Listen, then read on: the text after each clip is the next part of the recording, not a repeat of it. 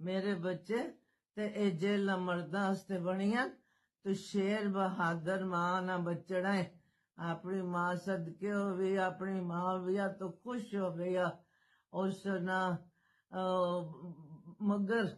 उसने रूह राजिन तेरे ते और पूरी पूरी दुनिया ते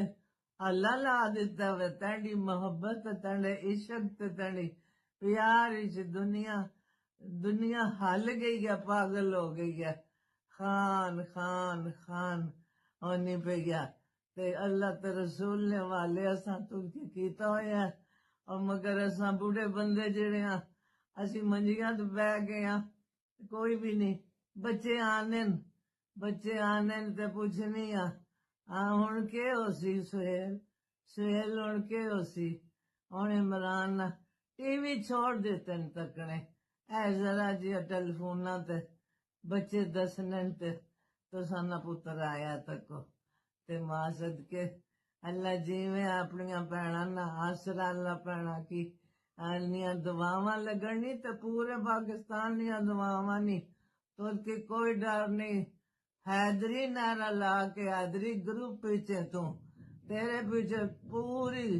कुल जितनी इबादत मुसलमीन जड़े जितने आले तशी और सादात तेरे नाल हर एक सैयद तेरे हस्ते दुआ मांग रहा है, हर एक फकीर तेरे हस्ते दुआ मांग रहा है।